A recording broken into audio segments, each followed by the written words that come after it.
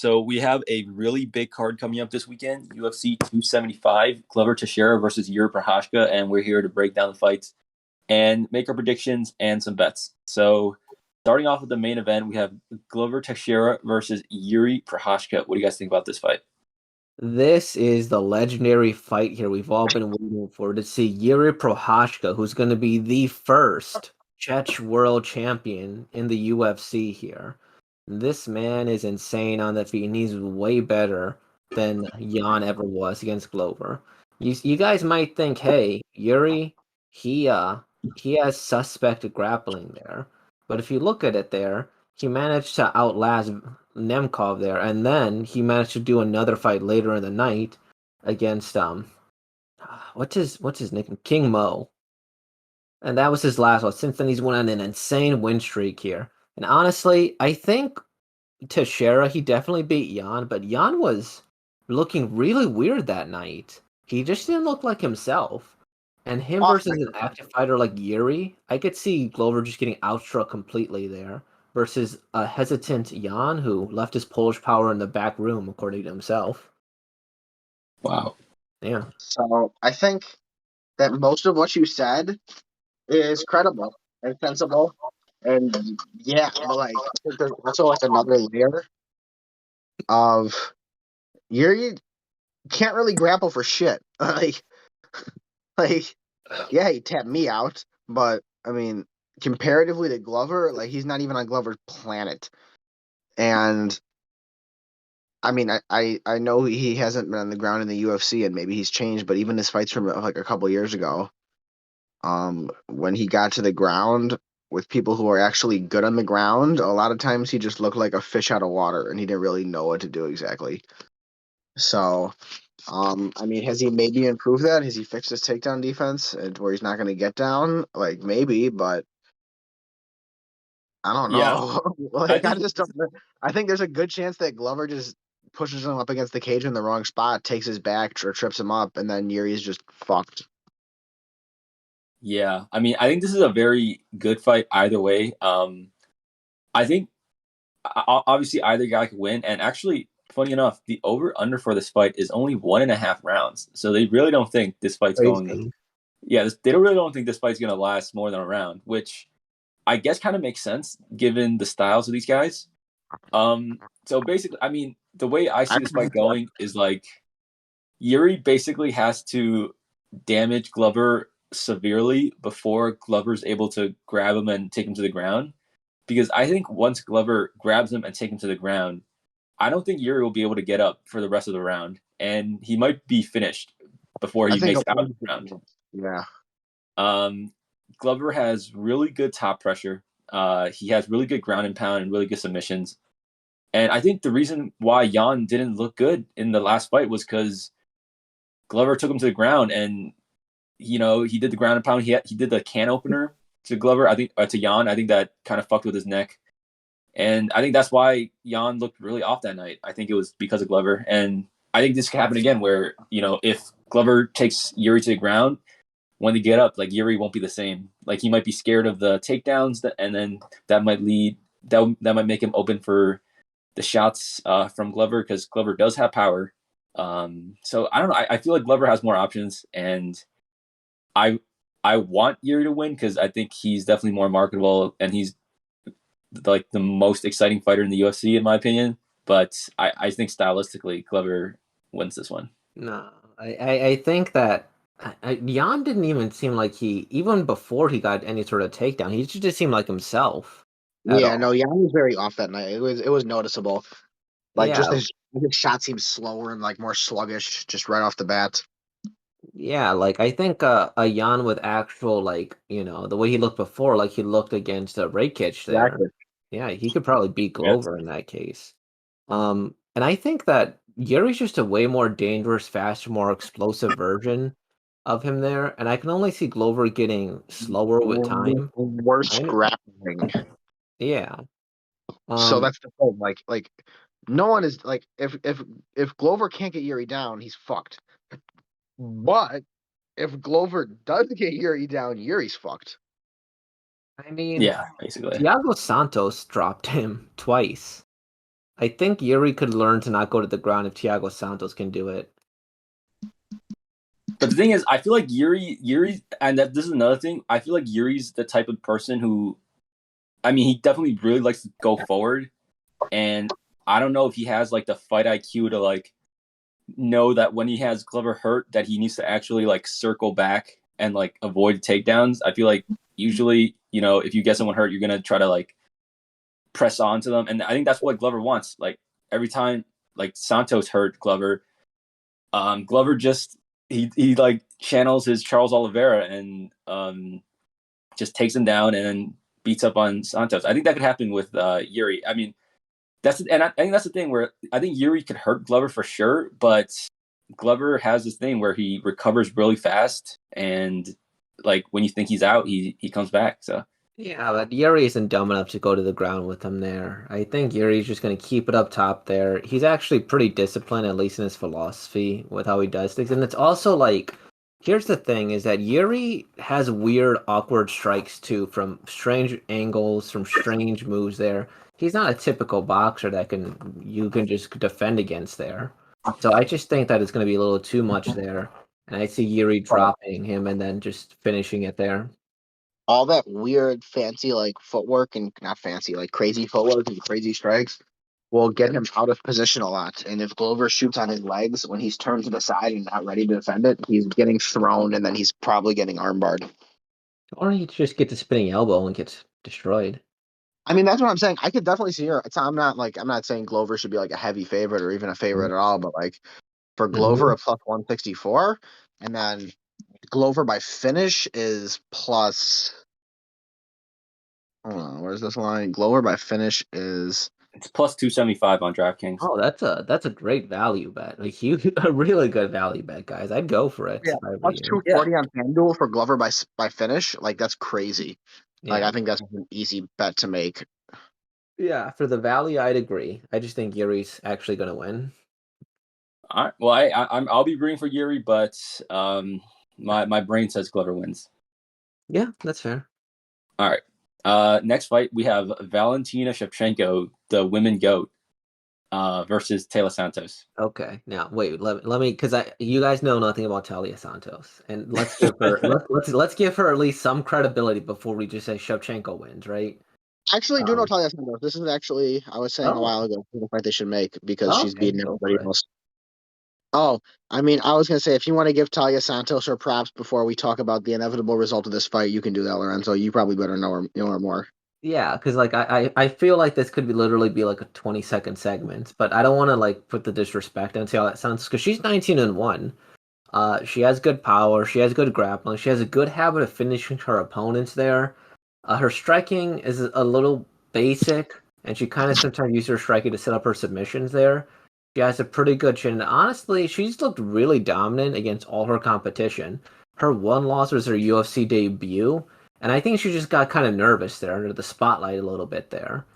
I could see a world where maybe she hurts Shevchenko, and then I don't know, drops her, and I don't know. I even that's about as much props as I give Taila Santos. Yeah. It's like you want to get excited for Santos, but then it's like when you really think about like how can she win, we kind of like come up like you don't really have that many ideas because like I think the only thing that Santos is better than Shevchenko at is maybe jiu-jitsu. Yeah, she's probably better than jiu-jitsu, but like it's marginal. It's marginal. Yeah, it's hard for me to think that like Santos will be like consistently get Shevchenko down and even submit her at that. This doesn't seem possible to me. I don't know. I mean, I agree. She's not gonna she can't stand with her. Like Valentina's too quick on the feet. Like she's just too good. Yeah. I don't think she'll be able to get her down. If she does get her down, Valentina's jiu-jitsu is good enough that she's not gonna get like it's not like an exploitable weakness. Yeah, like it's just like no. I don't see it. I don't know. The main thing would just be the power aspect. We said the same thing about Amanda and Juliana, and then COVID came or whatever. Amanda just said, I don't have cardio anymore. So, like, yeah, I mean, it's possible. Like, if Valentina fucking just, like, if some crazy shit happens, like, if she just, if God only knows, But I mean, if Valentina comes in like normal Valentina, then I don't think Talia has a chance at all. Yeah, I mean, Yeah, don't I'll give give her. Santos 1 round. Yeah, I she don't might get know. around. I could see her getting getting a takedown or a trip and being able to like grind it out for a short while, get some time in, Yeah. and then she just wins the round by default because not much happened. I could see it, but I just think it's a comfortable Valentina win by rangy kickboxing. Maybe get a late finish. Yeah, well, Valentina wins however she wants, I think is the result. Yeah. Yeah. All right. Okay. We're pretty much in agreement there. No surprise. So third fight we have Weili Zhang versus Joanna Jedrzejczyk. So I guess I could start off with this.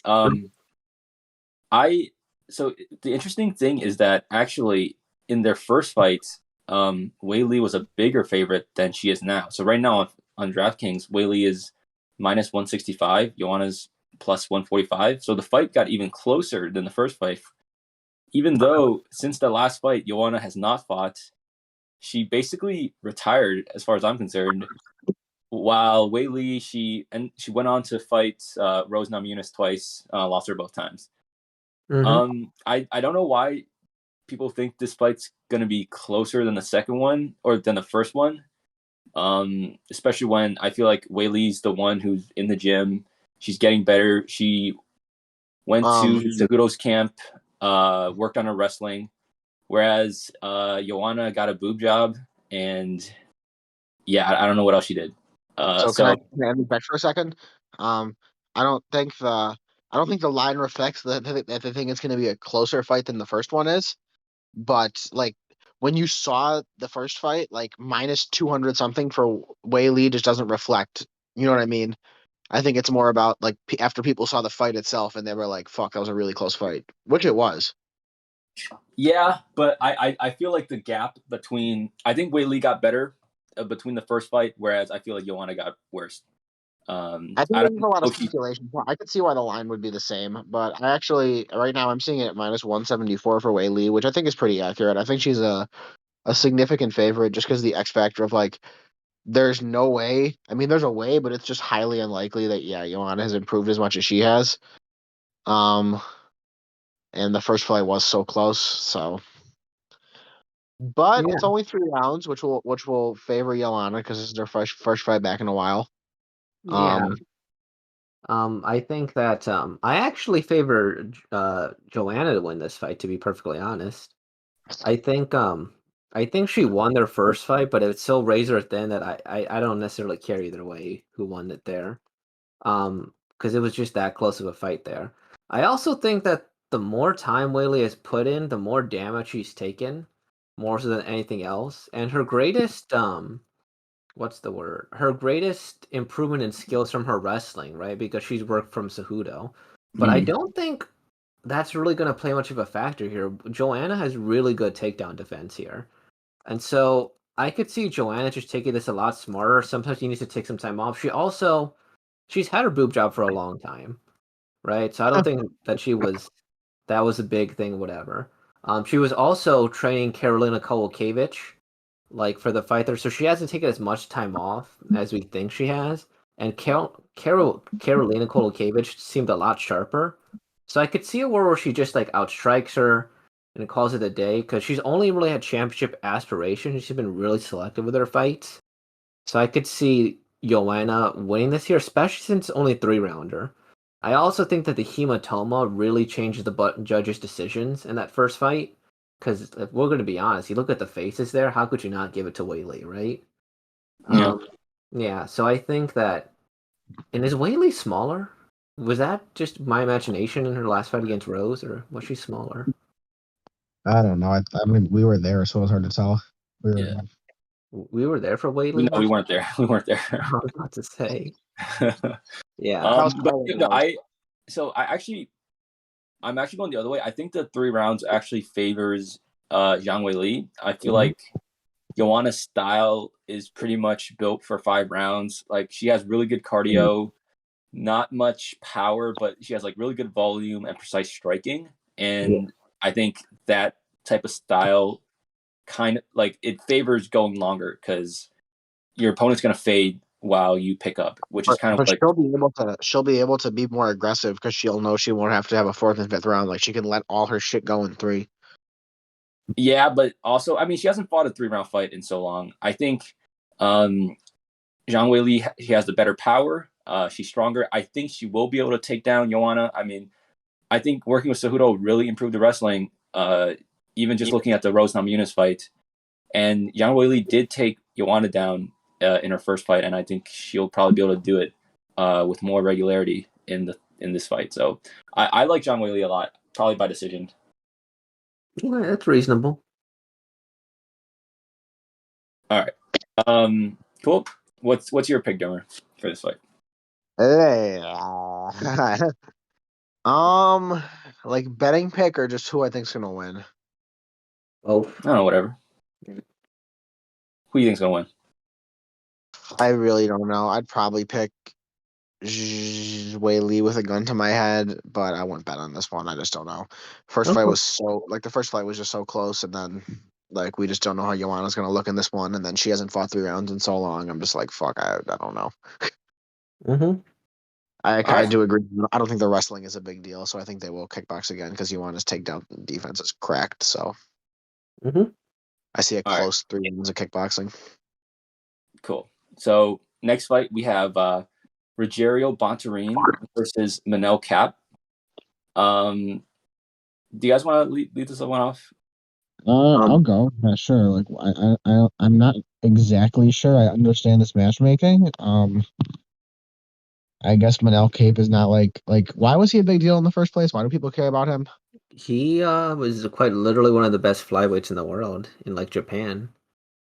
Yes. Okay. There we go. I knew he had some hype for some reason. I can't remember what. Um. So yeah, he was like hyped up when he came in, and I feel like people just definitely don't care now. This is clear because they're giving him Bontorin, who like nobody knows, but is actually very dangerous and is going to shoot a billion takedowns on Manel. Um. Yeah, I don't know. Manel's like a minus 250 favorite. I don't really get it. Um, he's really good, but Bontorin's like super solid. Like Bontorin typically only loses to guys who are way at the top of the division. Roy Val, um, yeah, Kaikar France, Ray Borg, who was good at the time. So A, I think he needs the fight more, and B, I think he's just not the best matchup in the world for Manel Cape. Like Matthias Nicolau was able to take him down a couple times. He shot a billion times, but he got him down, and he's not the kind of grappler that Bontorin is. And then even worse, Bontorin actually is really good submissions. So if he gets Manel down, I don't know. I like the underdog in this fight. Yeah, I'm gonna I so I think this is a very competitive fight. Um, and I don't think the line reflects how competitive this fight will be. So right now, right, like Cap's a pretty big favorite. In DraftKings I see him at minus 225. I don't think that reflects the fight at all. I think it's gonna be a close fight. I think both fighters have areas where they are better and they would like to exploit those areas. Like I think so. Even though Bontorin was like he got knocked out by Kaikar France, but pretty much that whole round, he got him down and he pretty much just bagpacked him the whole round, out grappling Kaikar France, and then in the last moment, Kaikar France got up and then knocked him out. So and Kaikar France, he has really good anti grappling. Like he showed it against Askar Askarov. Askar couldn't really control him. So I do see a world where Bontorin imposes grappling and just like backpacks Manel Cap for the decision victory, or maybe submits him. I don't know, but yeah, I don't know. And there could be a world where Cap just like flying knees him to outer space. Yeah, I just I think Manel Cape is just a little too good is all. Like I don't think he'll get taken down at will. He's very good with his dentist strike. He's also a very patient person for better or for worse. He's patient, he just explodes on you there. Also, I think the fact that that Bontorin has lost so many on his way in definitely gives me pause when it comes to this here. where it's like, I don't know. Like, he just got beat by Royval, close fight there, but getting knocked out by Kaikor of France, I mean, I That probably I don't don't. respect. I don't respect Kaikor of France as much as you guys. He's second in Um, the division. yeah, whatever. His only losses in the UFC are to Moreno and Royval. Yeah, kind of a loser. So, basically, I mean, this is the perfect fight for Manel Cape too, They're because so mad because he beat Askarov. It's okay. Rogerio Bontorin's also 8th in the division, so I could see them kind of trying to hotshot him to like a top 5 fight really, really soon in order to do that. I'm just gonna see him explode on Bontorin and probably win there. That's basically my prediction there. Manel Cape, he'll eventually have a title shot in about 3 years. He'll fight the champion Muhammad Mikhailov. I don't think the UFC is too high on him if they're giving him Bontorin. I just No, think that's the perfect. It's 6 people above him. That's a pretty high, like, jump. yeah, but like here, one sec. Like UFC, this is flyweight, right? Yeah, I Okay, mean, UFC flyweight rankings. Yeah, I think this is appropriate matchmaking. I mean, they want to get. Oh, they could have given him like Tim Elliott. Could have given him Matt Schnell. yeah, but those people are lower ranked than Bontorin. Okay, like Yeah, Matt Schnell's one lower rank, but Bontorin's like I think a much bigger threat. Like you get him to 10th, let him beat Tim Elliott. Like What? Why would they? He yeah, wants to Tim work. Elliott's. Yeah, just give him. That's fine. Yeah, Just it's fine. It's whatever. yeah, we'll see how Uh, it goes. yeah, I don't have any problems with matchmaking, but I think Bontarin's a dangerous opponent. yeah, he's a good Definitely. value bet. I agree completely. All right, cool. So we're gonna skip Jack and Ramzan, whatever. I don't know anything about them. Yeah. So now we are going to Brendan Allen versus Jacob Malkoun. Now, I did some tape study in this fight. So Jacob Malkoun, he is Robert Whitaker's wrestling coach, if I'm correct. He definitely trains with Robert Whitaker, and he has 3 fights in the UFC. The first fight, he got knocked out by Phil Hawes in like 17 seconds. First fight in the UFC, I'm not gonna, and it was like in 17 seconds. I'm not gonna like look too much into that. But then his last 2 fights have been really impressive.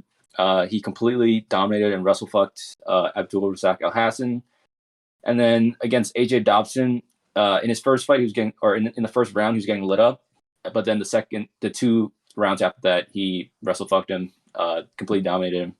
So I think Jacob Malkoun's actually pretty impressive, given his UFC run so far. Brendan Allen, he's pretty good. He has a loss against Sean Strickland and Chris Curtis. He's just definitely liable to getting hit. I don't know how good his boxing is, but he has pretty good kicks, and his jiu-jitsu is where he's best at.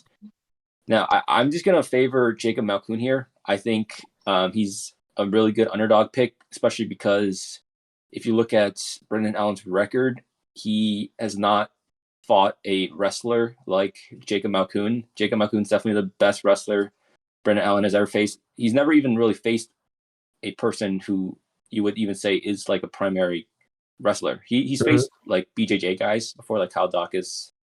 He submitted Kevin Holland. But yeah, never wrestled like Jacob Malkoun. And Jacob Malkoun has, like I said, really good wrestling, and he also has really good cardio.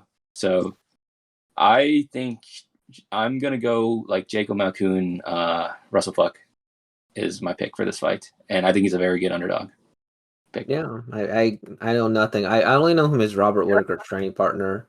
Yeah. And that he was like he had a very, I think he was like 4-0 debut in the UFC or something like that, or 3-1.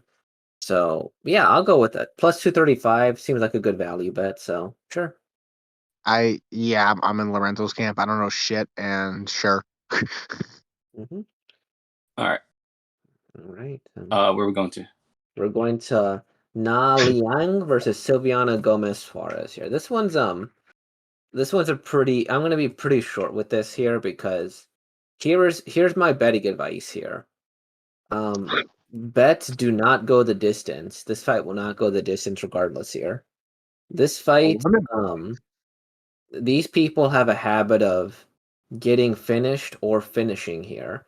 Liang has a very good chance of submitting Sylvia Juarez, who got submitted, I believe, in her last fight against Vanessa Demopoulos. But the thing is, Silvana has real power for the division. She has a lot of KO. She dropped Vanessa Demopoulos before her last thing there. So whether you believe in Silvana's power or Liang's submission ability here, I think you should probably bet do not go the distance here. If I were to bet here, I'd take Silvana Gomez by knockout, maybe even by round 1 or 2. Because if you get knocked out by Ariana Carolosi, who is scary there, but if you get knocked up by Maria Agapova, I don't really think much of your chin. So that's my betting advice. Do not go the distance. And yeah, Wow, that's crazy. I mean, I don't know much. none of the women's fights went to the distance last card either, So, and I guess the last one, Ramona Pascual versus Joselyne Edwards here. Here's my other betting. Ramona Pascual is a good underdog, but this is my legitimately only reason why I'd say I'd pick her. Because Joselyne Edwards is more tried and more terrifying here. She's a much better striker. She should be ranked, but the problem is her wrestling sucks. It sucks ass. It's some of the worst in the division there. If you take her down, you're gonna keep her down. Ramona Pascual at least took down Nunez in her last fight there, and she's also 145 her legitimately, who's dropped it down to 135. So I'm gonna bet that she just takes down Joselyne Edwards and just lays on her, and then we'll have a discussion of whether or not grappling means more than damage. But I favor Ramona Pascual. Yeah, that's it. Okay. Yeah, I'm not betting either of those fights. So great. All right. Do you want to go to our bets? Yeah. Yeah. All right. So, I'm sorry first. So, my bets are Teixeira by finish. Nice. That's at plus 275. I have 3 units down on that. Great bet. I have a parlay Zhang Weili by decision and Valentina Schevchenko. That's at plus 178. I have putting 3 units down on that. Nice. And then Bontorin money line 185. Putting 2 units down on that. And then I have Jacob Malkoun money line 235. Putting down 2 units on that. And if I could have, I would have put Malkoun by decision, but there's no props. I got Bontorin at plus 190 on FanDuel if you want to switch that over. Plus 190, yeah, sure. All right. Yeah, I like your bets. All really solid, all logical. Yeah. All right, my turn. Yeah. All right, Josh, I'm taking a page out of your playbook. What was the first one you made? Glover by finish. At plus 275. All right, put me down 4 units on that motherfucker. Yeah. Love that. I'm gonna rep Valentina next because I have to bet on that, and I love her. So Valentina by finish at plus 125. We're gonna do 3 units on that. Nah. Here, yeah. Change Glover and Yuri to 3. So 3 units on Glover Yuri, 3 units on Valentina by finish, and then 3 units on Joanna points at plus 220. And then You have 1 left. I know, I'm trying to think. I'm sorry, I'm retarded. We're gonna put 2 units on Bontorin and Kape and change Valentina and Santos to 2 units. So yeah, that's what we'll do. Bontorin money line. Okay, Bontorin money line.